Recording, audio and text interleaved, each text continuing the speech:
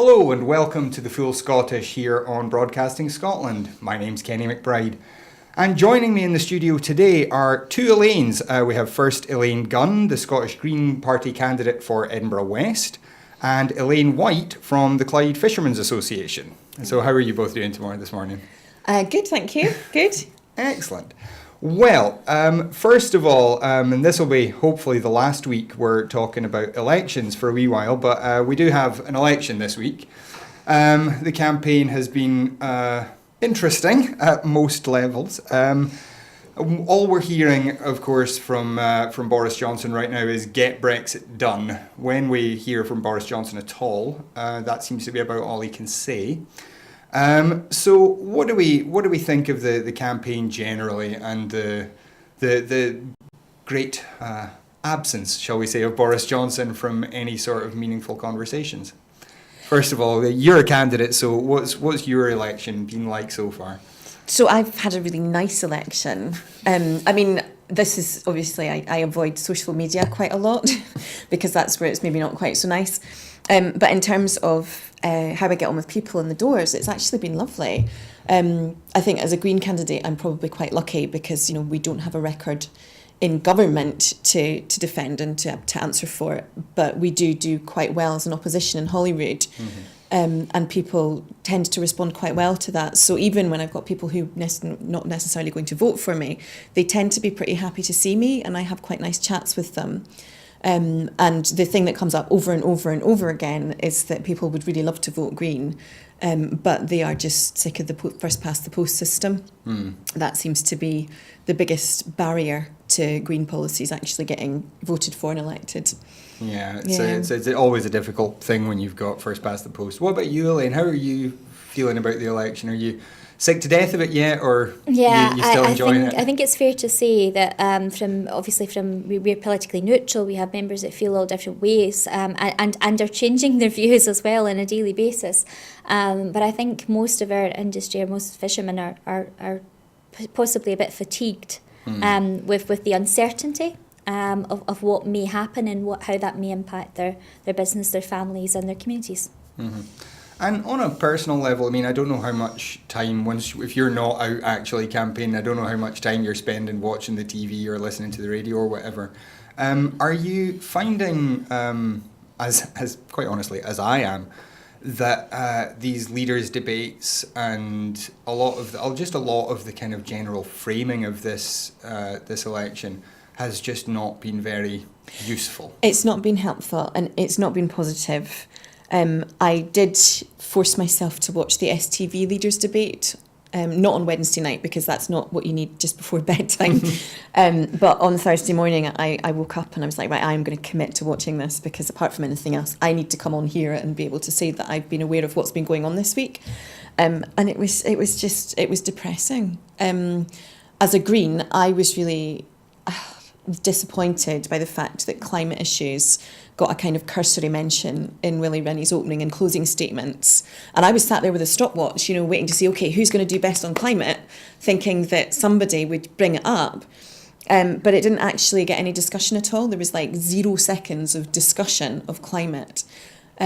Just one mention in the opening and closing statements from Willie Rennie. And I was just like, guys, this is our survival issue. Mm-hmm. I know that the Constitution is important. I know that Brexit and independence are massive issues that people feel passionately about.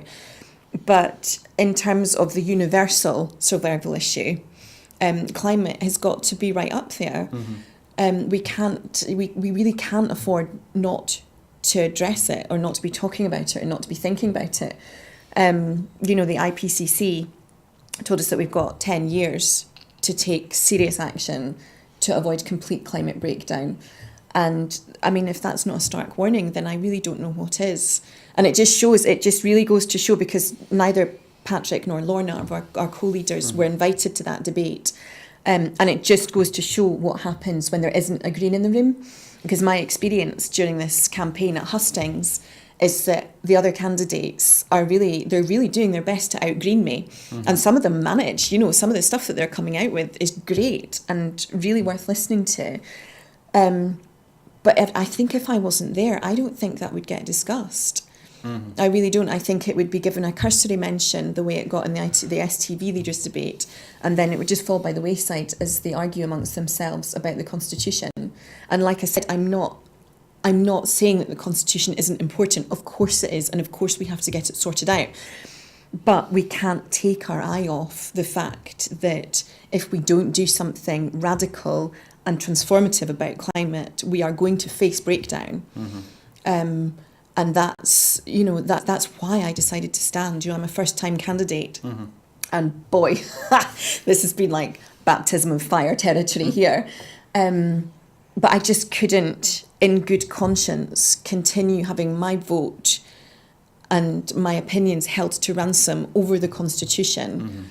When once you start paying attention to the science, you can see just how much at risk we are. And we have to, everybody, and I hold both sides of each debate to this, pro-Brexit, anti-Brexit, pro-independence, anti-independence, we need to learn how to contain our differences over the Constitution quickly. Because if we don't, it's just going to carry on like this, and we are going to run out of time. I had a great point there. It might come back to me shortly. That's fine. And Elaine, I mean, to that point, obviously Brexit will affect the fishing industry quite substantially, and we will talk about that a bit later on. But how are you finding that side of the debate? Do you feel like the issues that you care about are being kind of forgotten while we discuss how we're going to manage Brexit? I think it's very true that we have to put our differences aside, and there's some key issues, because I don't want to see anybody in a wider context strategically suffer.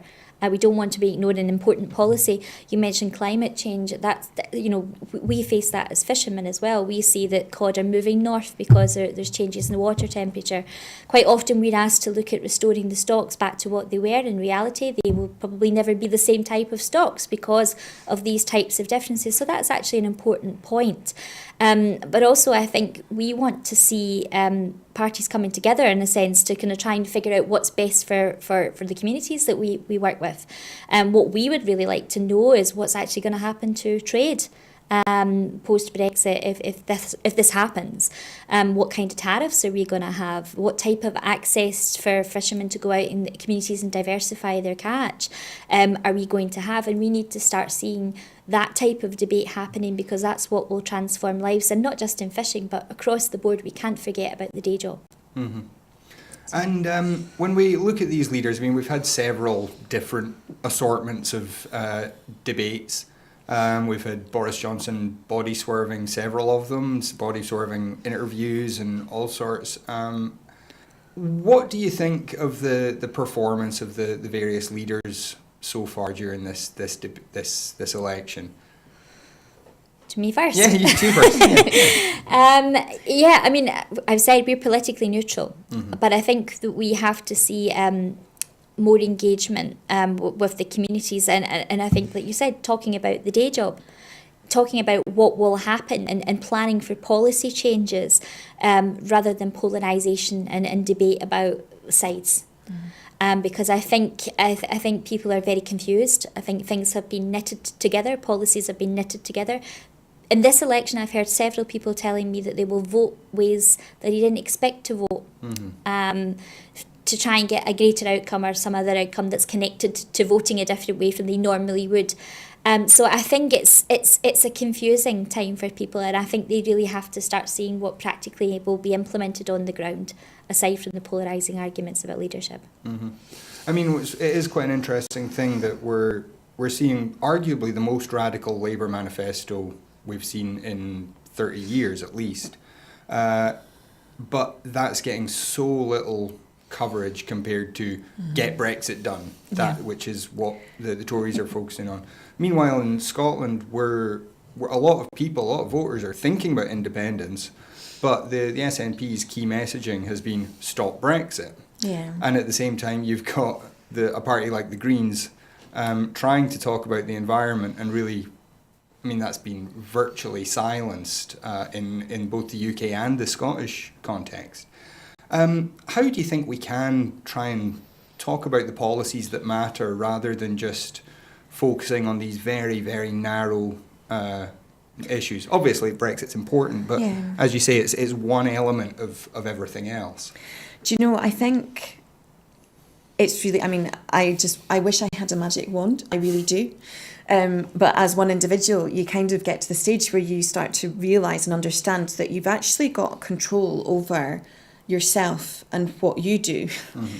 And we can't really control other people and what they do and think, and nor should we seek to.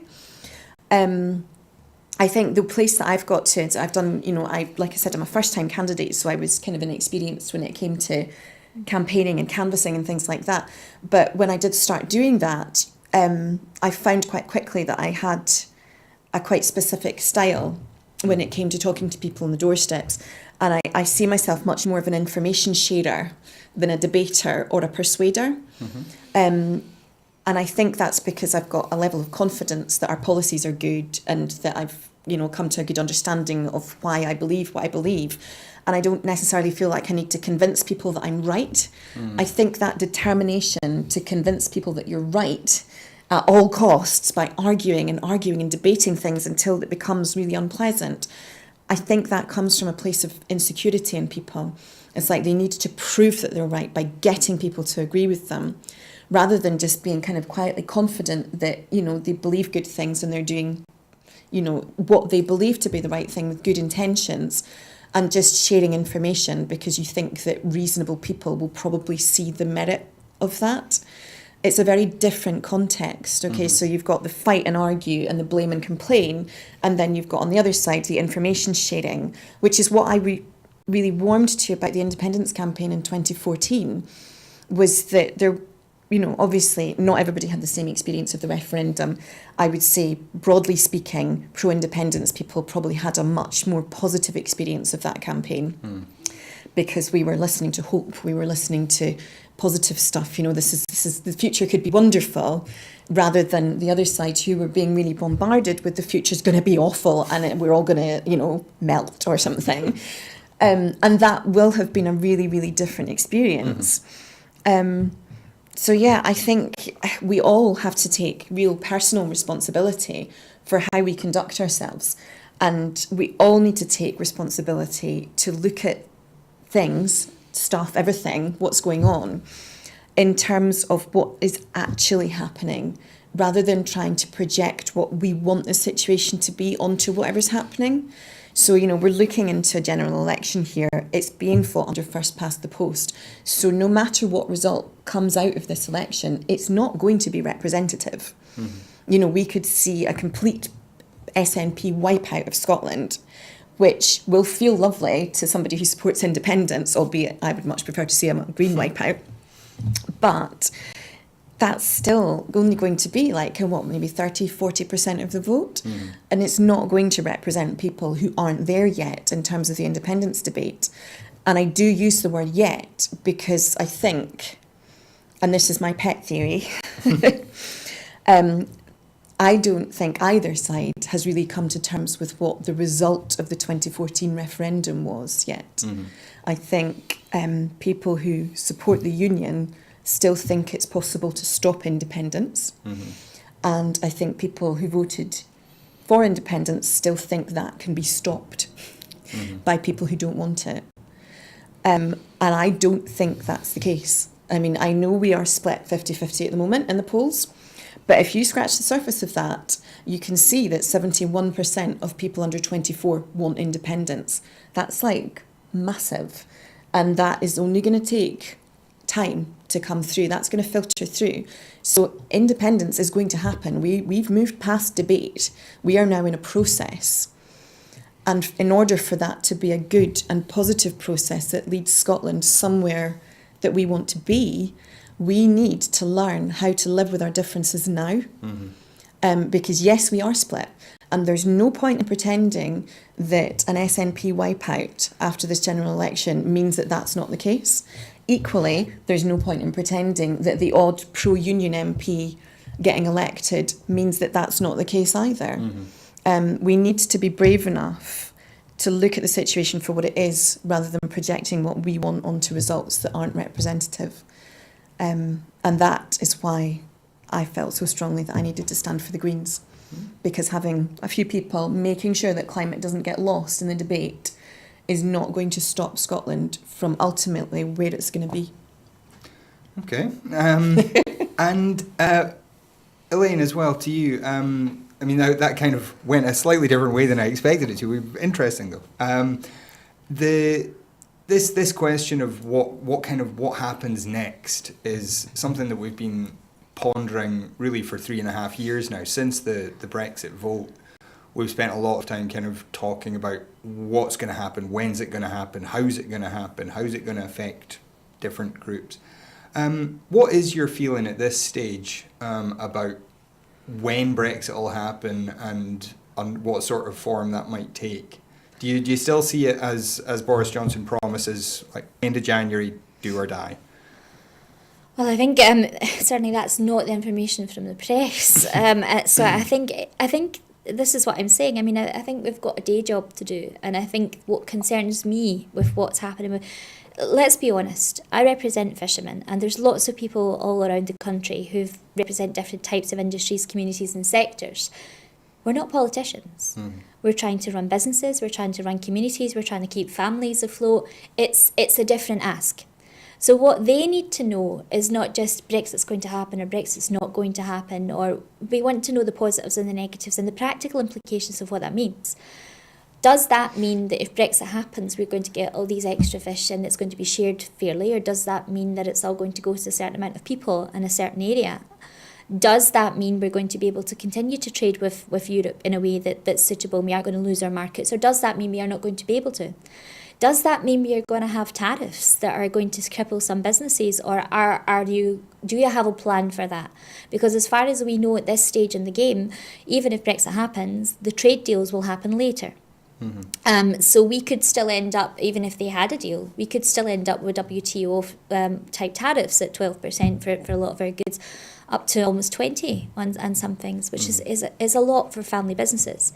So regardless of where you are, I think it's the practical implications of how daily life continues that most people want to see promises on, not sound bites, not, whichever way. We need to see, well, what's going to make a difference to our lives positively. And as you say, that the kind of getting on with the day job, a lot of which, in particularly in an industry like fishing, is affected by Brexit. Yeah. Do you feel then that the kind of high level discussion of is Brexit going to happen, what's going to happen in Ireland, whatever, these kind of handful of issues that have been dominating the political discussion, do you feel that that's just completely crowded out the issues that directly affect you, or do you think it's that you're just not, the politicians just don't have time to talk to you about them? I think politicians are talking to us, and I think civil servants are talking to us, but I think it's a movable feast for them too. For instance, I would say probably about 3 months ago, we had an issue where we thought that Ireland was going to have tariff-free access to the EU if Brexit happened. Scotland wouldn't. And we're fishing 11 miles, 13 miles apart from each other. We're in the same area fishing. We felt that was desperately unfair. Not that we would wish any harm in anybody, but we felt that this is something that doesn't seem equal or consistent across the UK, if that's the way you want to call it. But then we now find out that the Irish position has changed because the tariff-free access doesn't apply to seafood. Okay. So the Irish now find themselves in a similar situation to where we are now, maybe slightly more positive because that's something that will definitely be negotiated with them. It's not something that we can be guaranteed will be negotiated with our sector in the same way. So I think these are the types of things that are moving so frequently that it's difficult to, I mean, so far the last 12 months, how many times have we planned to leave the EU? I've been at a number of seminars in March, in October. It's not happened. So I think that's unsettling for business because we don't know. Currently we're at a stage where the UK government has made online platforms so that you can actually export, etc. It's on dummy run at the moment. We don't even know if that will work. So these types of things are what it is the most prominent things that are affecting businesses like fishing, and I'm sure it's the same across the board. So from whatever party, from whatever constitutional background, we need to know that we're going to keep afloat, generally across country. That's our key thing. Okay. And otherly now, sorry. What when you're speaking to people on the doors, are you finding that Brexit is the big issue, or are you finding that in Scotland, I guess, but in your part of the country especially, are you finding that there are other things that people are saying are more important? Like you said, like for you, the climate is kind of issue number one, even before the constitutional questions. Yeah. Are you finding that there's a similar feeling amongst voters? Do you know what? There's a real mishmash. I think the real benefit of getting out canvassing and actually talking to people on the doors is that it forces you out of your bubble. So I live in a green bubble, so everybody that I talk to is all green and environment and climate. And then I go out onto the doors and there's more to it. But it is a mishmash. People are really concerned about different things. I met a genuinely undecided voter yesterday, undecided between the biggest pro-union party in our constituency and the SNP. Yes. And I was like, I didn't even know that was a thing anymore. I thought everybody had picked a side by now. But yeah, people are... The most common theme that's coming up on the doors, it's not a constitutional issue, it's not the crisis, it's people are just sick of all the nonsense. They're sick of switching the telly on and seeing the way that people conduct themselves in the political sphere, and they're actually just scunnered. I've spoken to a lot of people who are so scunnered that they don't even want to vote because they just don't want to take any part in what's going on. And I mean, I don't really blame them. You know, I'm really politically engaged now and I would never not vote. And I find it that's really, really important to me that I stay that way. But there was a time before the Indie Ref that I really wasn't. And, you know, looking back on it, it was a simpler time because you can't control it. You know, all you can do is control the cross that you make and hope that other people agree with you. So it can be really it can make you feel really awful. When you look at the state of things, it can make you want to disengage.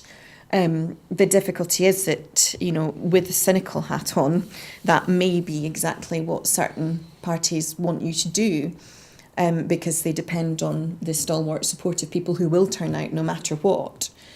So yeah, I mean, it's a mishmash. People are really, they're now, people who voted for Brexit that I've spoken to are now just not so sure anymore because it has turned into such a mess and it's been handled so very badly. There are people who just kind of wave me on and say, no, don't bother, SNP, on you go, happy to, you know, don't wish you any evil or bad or anything like that, wish you well, like your policies, but it's the tactical vote for me.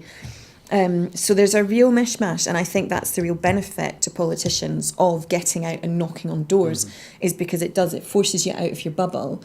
And if you spend enough time in your bubble, you start to believe that everybody thinks the same way that you do. And that's why, I mean, it was yesterday when I met the voter who was swithering between the two, the Lib Dems and the SNP in Edinburgh West. It's going to be, they're absolutely neck and neck in the polls. And I was like, wow, I haven't met anybody for ages who genuinely was still undecided on independence. So yeah, it's a good thing to do, and it's, I think, a necessary thing for politicians to do. And it comes back to what I was saying about being brave enough to look at the situation for what it is, rather than what you assume it is based on, you know, your own personal filters, the information that you've absorbed, the things that are important to you. It's very easy for us all to kind of assume that everybody values the same things that we do. And it's really, really important, especially for people who want to step into public service, to remember that it's public service. You know, you are not there to lead and direct the public. You are there to receive their instructions and make that happen as best you can, whether you agree with it or not. It's interesting what you said there, that there's a certain kind of almost apathy about politics. I mean, it does seem strange as this, you know, as things seem to have just got higher and higher stakes and more exciting big things happening in the political world.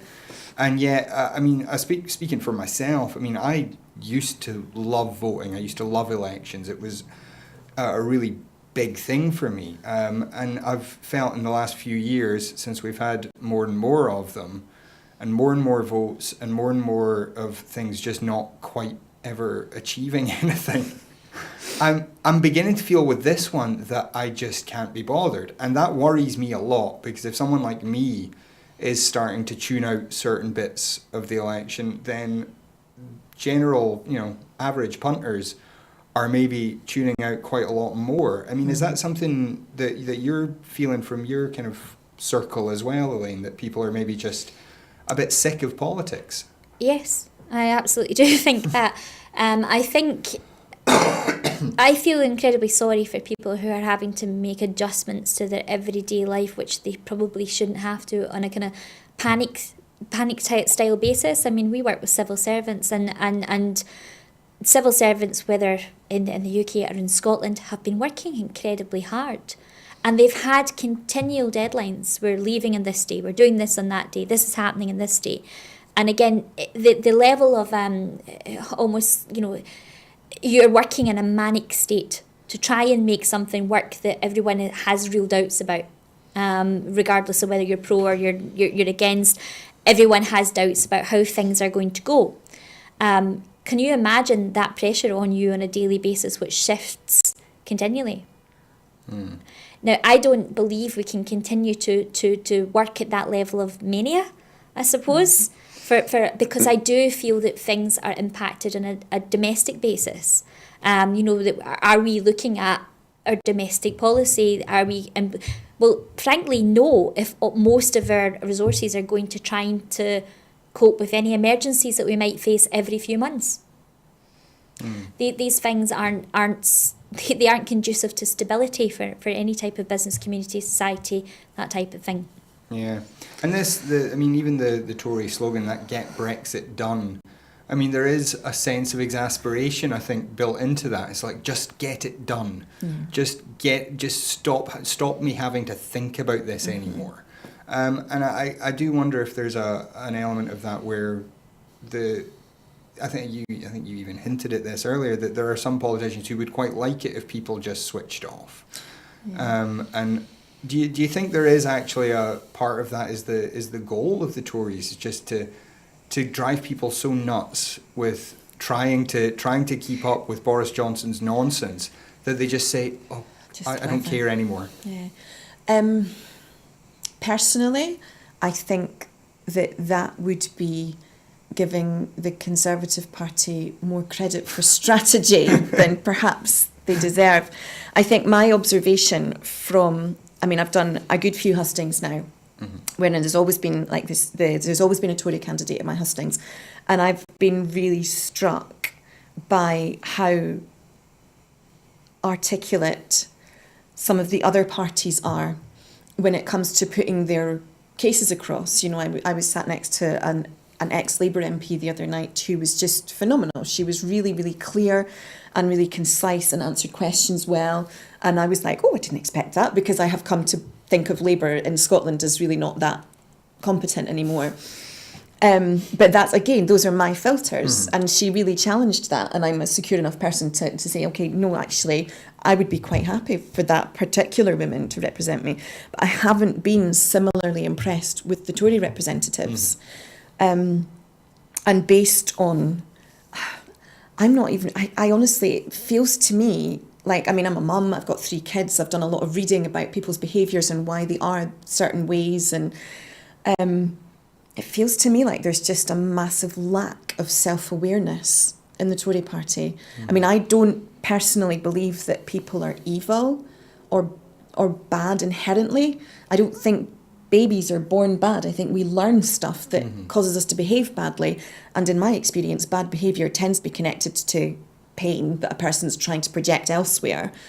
I think the Tory party suffer from an empathy bypass. I honestly don't think they understand how it's their policy that's creating this, and it's their behaviour that's creating this. I think it's a complete lack of self-awareness. And I did, back in the day when I did believe in good and evil, rather than shades of grey, I did totally subscribe to they're just mean and nasty and doing this deliberately. I'm not actually sure they have that strategy, that strategic, we are going to do this because it harms people. I think they genuinely believe they're trying to do the right thing, but they don't have the self-awareness to understand that that's not how it happens. That's not how what they implement plays out. And then rather than taking responsibility for what they've caused, they seek to blame the individuals that are harmed instead. And you see that. I mean, we saw that this week in that appalling footage of the Tory person at Hustings down somewhere in England talking about how disabled people should be paid less because, well, they don't understand how to manage money, so why would you pay them enough? I mean, that was just appalling. And I did a disability hustings in Edinburgh on Thursday, which and I don't get it. I don't understand why people would blame other people for being in poverty when it's them who have the access to the levers that would lift them out of that. And I honestly think it's a lack of self-awareness, and I think, it's very sad that that's where it's led the country. And we now see, you were saying, the level of chaos is now such that people can't even think straight. They genuinely don't know what they're going to do. The only certainty of any outcome in the constitutional debate is that life will go on. It's just, what is the quality of that life going to be? And this whole broad, chaotic, unpleasant, blamey debate is a symptom of that complete insecurity over the future. When you feel insecure as a person, you seek to control things. And we're not looking at the right things to control. Okay, we're trying to control other people rather than controlling our own responses and trying to remember that, as a yeser, the reason that I got drawn into the debate was because there was an opportunity to create a better, kinder, happier, healthier Scotland. So we need to remember that context when we're in difficult times, as well as the times that feel really exciting and hopeful. We need to really hold on to that, because when we let that go and we start engaging in blame and finger pointing and criticising, and I say this with complete awareness that I just spent 5 minutes criticising the Tory party there, so I'm going to send out some apologetic karma for that. But we need to remember that, and we need to take responsibility and control of our own behaviour rather than seeking to control other people. Well, moving on a wee bit, speaking of chaos and people who don't take responsibility for anything and have empathy bypasses, Donald Trump was in the UK for the NATO 70th anniversary meeting this week. He left early, possibly in the huff because he saw that video of several other leaders apparently mocking him. But he's going back to the US to even more chaos as the impeachment hearings continue. What did we think of Donald Trump's wee visit? Did we catch any of that? Honestly, no.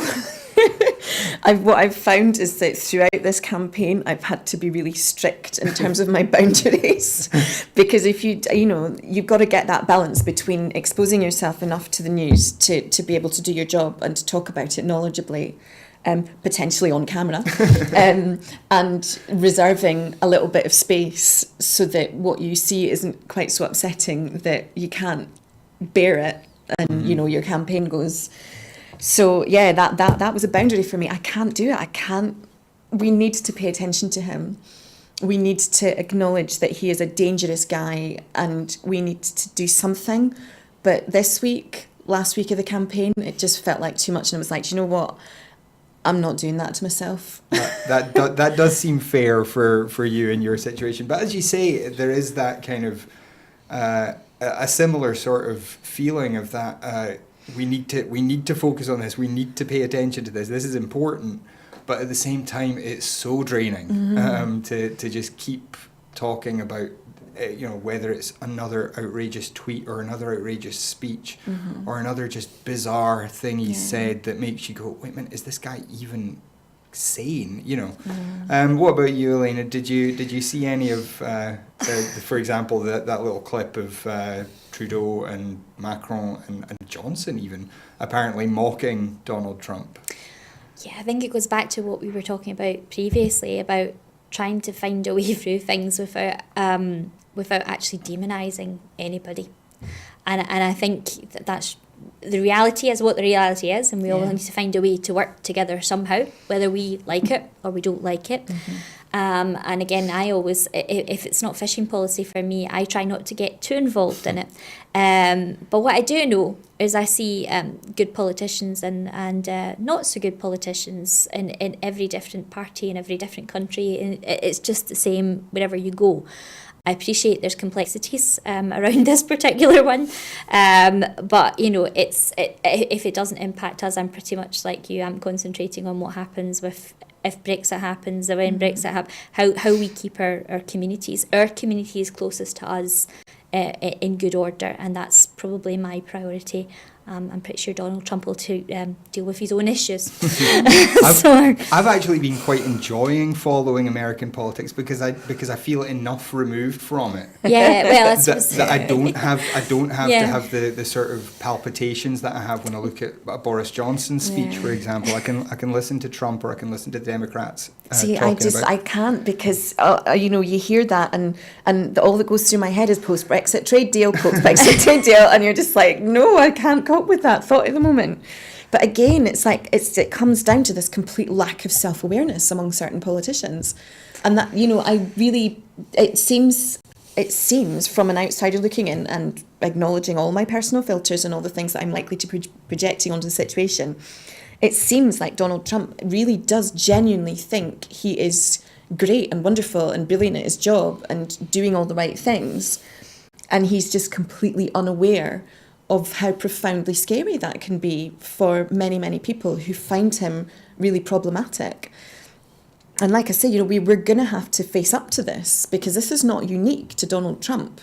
Boris Johnson is a very similar type of politician, and, you know, he's cultivated this kind of bumbling, comedic sort of personality. But if you spend a bit of time reading about, you know, the psychological reasons why people adopt that sort of personality, it's a mask for trauma.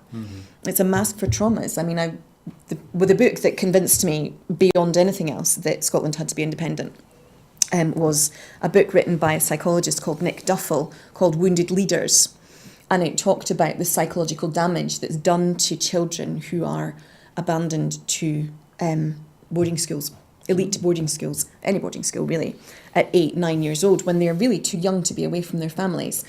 And as a way of coping with that trauma, they take on what he calls strategic survival personalities. So they become a bully, or they become a clown, or they kind of combine elements of the two. And it's a way of keeping themselves from the bottom of the pecking order in the boarding school system, which, you know, until probably quite recently, we know that the boarding school system was rife with abuse. And so that politicians who've been through that system will either have been affected by that themselves, exposed to it by proxy, or growing up in an environment that has recently moved on from it. And that's a difficult thing for people to go through. And that's why they adopt these survival personalities. And when I look at Boris Johnson and you see the clown persona that he's adopted, you know, you understand that psychologically that is a front to cover the massive insecurity and trauma that came with being abandoned to a boarding school at far too young an age. And that's why I can't bring myself to hate or to think that people are evil. Because, you know, everybody grows up, everybody kind of internalises traumas as they grow up. And sometimes that can leak out into your behaviour and lead you to behave in less than helpful ways. I just, you know, every time I see these kind of hard-line Tory politicians, I think to myself, do you know what? Okay, I find what they're doing at the moment obscene, but, you know, take the clock back 40 years and they may well have just been a little boy crying for their mum. And that, to me, that makes me feel really sad because I've got 3 boys, one of whom, in fact, 2 of whom are probably at the age now where if I was in that kind of social system, I would be getting ready to say goodbye to them. And I mean, as a mum, that breaks my heart. I can't imagine how they could possibly cope with being sent away from school. But that's the thing, and these are the questions underneath, like all the context underneath, that we need to kind of keep reminding ourselves on, and remind ourselves that we need to hang on to compassion and empathy for people, even if we find their behaviours hard and difficult to accept. We need to remember that this is based in human pain, and that's what's coming out. You know, Elaine, I don't think we can have you back on the show because you're starting to make me feel empathy for Boris Johnson. No. I don't know how to deal with this. I know, it's hard. It's hard, quite but do you know what? complicated process. You have to lean into it. I mean, it is... Because that's the way out of the mess. You do make a really interesting point, though. I mean, at one point, it's more than half of the British cabinet, in the last couple of years, more than half of the cabinet had all gone to Eton. Mm-hmm. And just this one school has produced so many kind of really influential politicians in the UK. And so many of them, as you say, do seem to have these problems with empathy and with relating to normal people. And do seem to sometimes play out some quite cruel behaviour. As they and somehow they seem to get rewarded for it as well, which doesn't help matters. How do we get past that kind of trauma in our leaders? How do we find a way for normal people, well-adjusted people, to make it in politics? Or do you think that politics is just uniquely attractive to people who, miss their moms like that? I think it's for people who are emotionally healthy to try and step forward and lead by example a little bit. I've had my own struggles with mental health in the past. I still struggle with them. I have anxiety. I suffer from depression from now and then.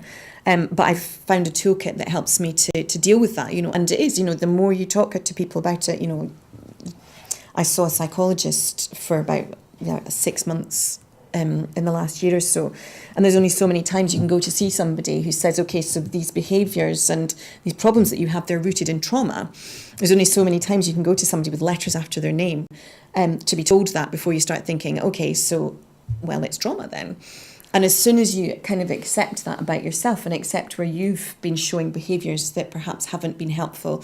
For instance, in the first referendum campaign, I was desperate to be right. And I got into any number of really self-defeating arguments with people on Twitter, some of whom I've met in the course of this campaign and have actually found out, do you know what, actually they're really nice. And there was no need for all that nastiness. But because we were both so attached to being right, that's where it descended to. And the thing is that we can never hope to be right all the time. We just, as individuals, we are all fallible. Yeah. I always say, it's like everybody says that the only inevitable things in the world are death and taxes, and I would add human frailty to that. Because we always have to be prepared to admit when we've got something wrong. We've always got to be prepared to admit where there's things that we need to learn. And where politicians are concerned, we need to kind of step out of this thing where we go along with the public expectation of us to have all the answers right now. We need to be prepared to learn. That's why I take a notebook to hustings and things that I go to, was because there are things that you can learn from other parties. Some of the stuff that was being said on Thursday at the disability hustings that I went to, I was writing it down because it was not something that I had come up against before. So unfortunately I really don't know what we do to get the leaders that are in there at the moment to develop empathy, because from what I know about the psychology of it, the lack of empathy is a coping mechanism for their internal pain, because if you shut down empathy, you won't feel your own pain. But unfortunately, that means that you're completely unaware of everybody else's pain as well.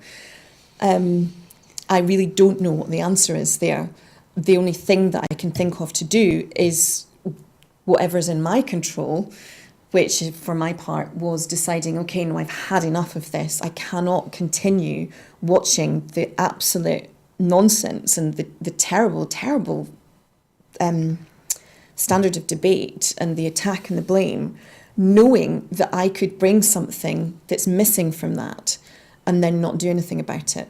So that was the step that I took that was within my control. So rather than continuing to complain about how awful it all is, which I was doing during the summer, I was like, okay, so I have got skills that will add to this situation, might calm some folk down, might help raise the standard of debate ever so slightly by modelling compassion, by modelling empathy, by showing people that it's completely possible to disagree profoundly with what somebody's doing without needing them to be evil and bad. And I think everybody needs to learn that. We need to learn that because otherwise I don't see how we're going to get out of the constitutional debate and start making things better for people whose livelihoods depend on decisions being made that are being put off and put off. And I mean, you're being so clear about what the impact of this on the fishing community is massive. Yeah. And it's because everybody's attached to being in the right and they're unable and unwilling to compromise. Yeah, and I think if I can add to that, I think it's really important what you're talking about, having a bubble. Because we all live in our bubbles and we try to get out of them as much as we can. And even if we think that we're doing the right thing, we can very easily do the wrong thing. Now, it's interesting you brought up that, I mean, for instance, we work with a lot of environmental agencies like NGOs like WWF who are fantastic, understand the fishermen, come along to the fishermen's meetings, work with them, develop gear changes, etc. And although somebody might suggest that, I think a good fisherman should be an environmentalist.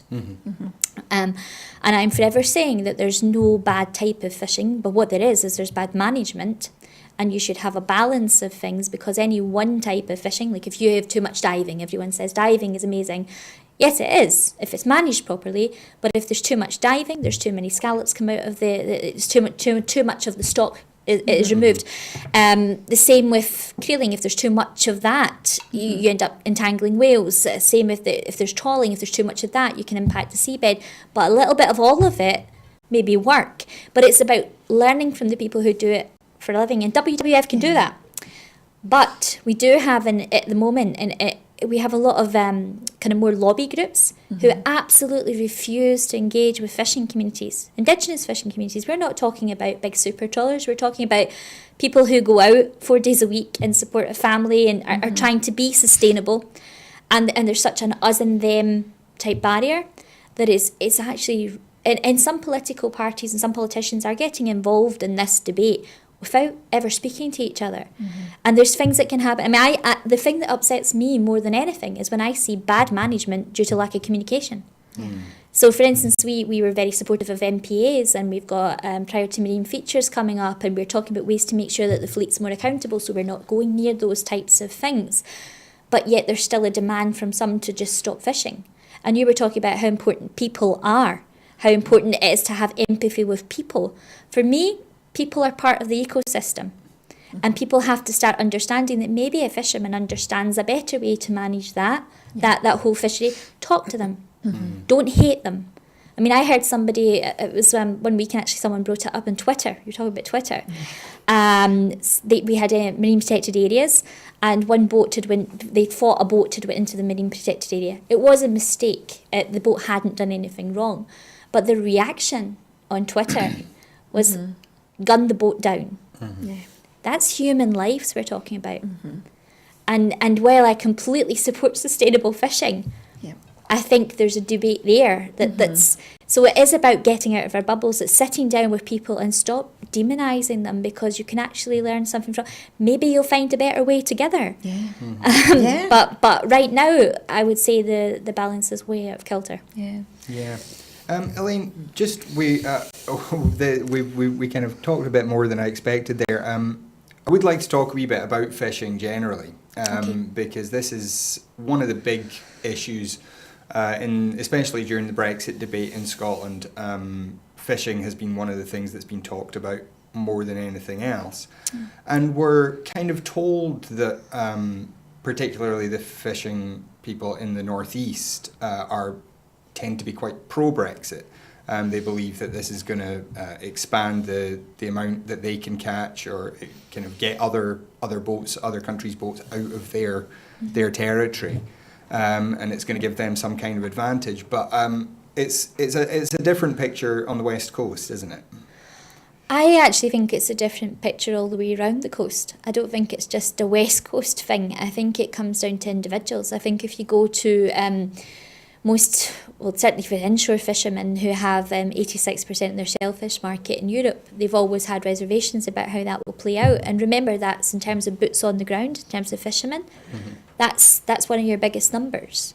I think it's about having that debate that you just mentioned, having that debate and communication. If Brexit is going to be fantastic, can we see how that's going to actually impact on communities? Can we see how you're going to manage to get everything over to the EU, how people aren't going to lose their markets, how they're going to get more fish, how it's going to be diversified, and make sure that young people coming in, new starts, etc., they'll get some kind of share of that, existing coastal communities. Mm-hmm. I mean, right now, one of the starkest examples is in the Western Isles. I think pre-1974 they were catching over 90% finfish, and now they're catching less than 1%. Now that's to do with domestic policy as much as it's to do with any other type of policy, but there's clear something's not right. Mm-hmm. So I think from our perspective, we need to be assured of our markets. We need to be assured that any opportunity coming in, whether we Brexit, we don't Brexit, whatever happens, is looked at in a different way. It has to be looked at in a different way. Because right now, people are not clear that their businesses are safe. And I think that narrative has to come out. I think there's some support in the North East, but that's not necessarily everybody in the North East either. Mm-hmm. I have members who voted for Brexit. Mm-hmm. I have members who voted against. What we should be looking at is what the practical implications are and having that discussion. Mm-hmm. About, well, this is what it means to you, but it'll also mean you lose your markets. Mm-hmm. Or this is what, so it's just having that practical debate and looking at things because it's not happening. It's not happening. It's turning into slogans. It's turning into things like sea of opportunity. When some people don't see that, some people do, mm-hmm. but some people aren't. And it's all down to interpretation, and it should be down to more policy than interpretation of what might happen. And you said that you have been in discussions with politicians and the civil servants, but the kind of shifting target has been a problem. Yeah, of course. Where we are right now with this assumption still that we will leave Europe at the end of January, are your members feeling like they do have some sort of way forward at the moment that they can work on? I think there's a lot of ifs and buts, and I think there's a lot of concern over, like I said, will that system work? Will the online system of certificates, because they have to get extra certificates, mm-hmm. so they have to know, how are they going to process things? Are there enough European driver's licence for the lorries to get them over the border? Are there going to be border queues because it's perishable goods? Are they going to have tariffs that cannot compete with other markets like the Danish and the South Americans? Those types of things. We just have to be realistic about it. Those are still things that we are concerned about and have been concerned about for since 2016. Mm-hmm. And we've not been quiet about that. The narrative has been rather loud about... I mean, I know that I've certainly got members who've texted me from 3 o'clock in the morning to say that there's Spanish boats that have taken 21 Arctic lorries of monkfish and they can't catch one box. Mm-hmm. Do I think that's entirely right in terms of policy? Probably. I think it needs looked at. But of course you have to remember that Spanish boat might be a UK boat, mm-hmm. Which is under UK flag. So there's a lot of complexities in that.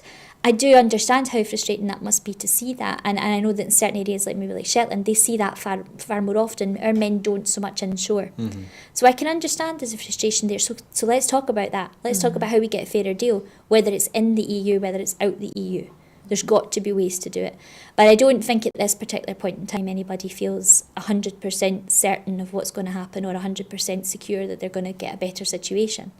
Maybe I'm wrong, but I haven't heard that back from my members. So there's uncertainty. From what you're saying there, I'm kind of assuming that you've not been particularly well consulted on what you and your members actually need from this process. No, I wouldn't say that's true. I would say even at the UK government level and at Scottish government level, the civil servants have been engaging. The UK Fisheries Bill came out. You'll see that CIFA, we're a member of CIFA, was quoted throughout that about fairer opportunities, about coastal communities as part of the ecosystem. That was factored in. However, that bill being reviewed at the moment just because of the flux. In Scottish Government, the Future Fisheries Management paper is out at the moment. We're waiting to see what will happen from those recommendations. But we have been fully consulted in that. We have been discussing what we'd like to see changing. We won't see that come out probably until about August time. So there's a real lag. We still don't feel certain that quota is going to be looked at in a far more sustainable way for local communities. That we don't have the certainty of yet, but we're hoping it will be the case. We certainly lobbied above, but there's a real difference between forming a policy and PR and press. Mm-hmm. Yeah. And the noises that are coming out. You'll find that most fishermen don't have time to take on spin doctors or resources to take on spin doctors to take a campaign down to Westminster or Holyrood and stand out there for such a long time. But that doesn't mean necessarily those discussions aren't happening. But what's going to happen? What we worry about is sometimes the slogans can take precedence over the actual policy forming. Really, that's something that pretty much defines this whole Brexit process, isn't it? Yeah. So what would be your kind of big asks of both the Scottish Government and the UK Government over the next however long it takes for this to happen? Look to Norway. Look at what they're doing. Some people are very keen on the Icelandic model, where some very, very few quota holders hold just about everything and the coastal communities are dead on their feet. We don't think that's the way to go. We think try and distribute quota in a fairer way. It's a national asset.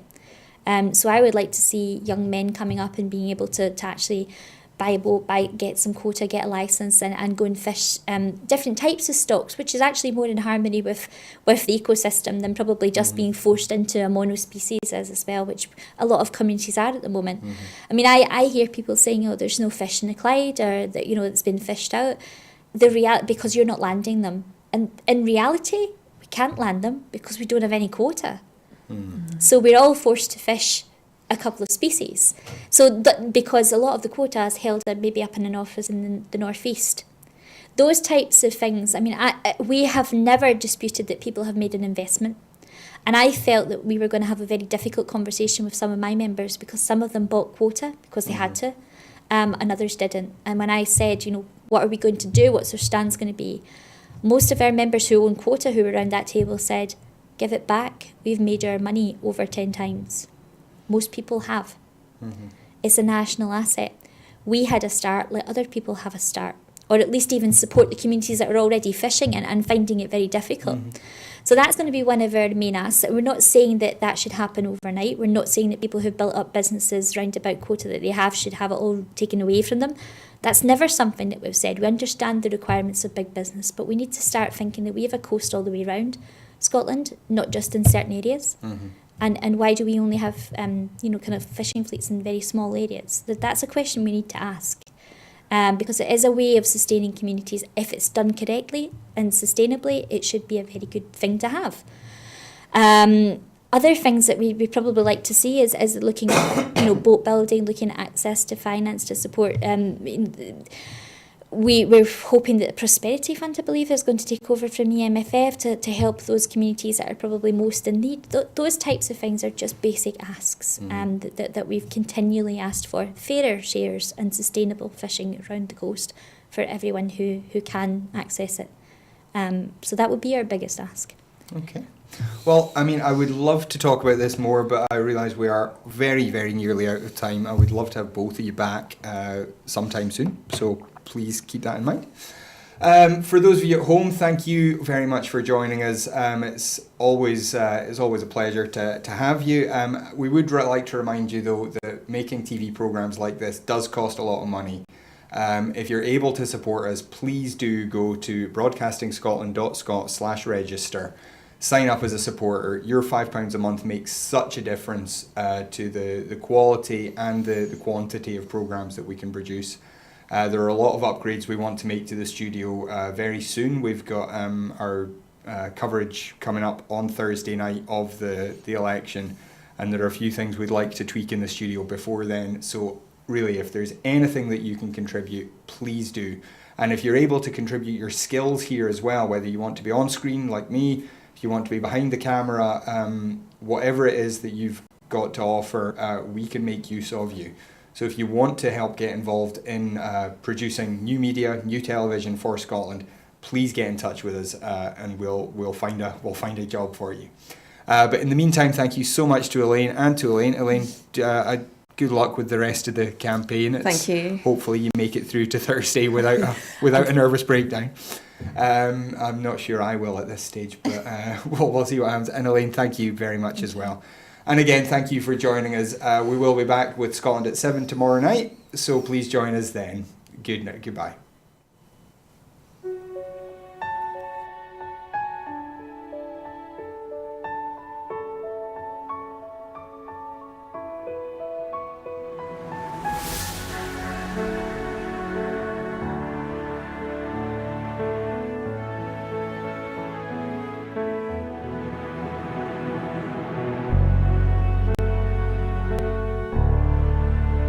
That's been done by Broadcasting Scotland in giving community activists, yes activists, Scottish activists a platform other than the traditional media outlets.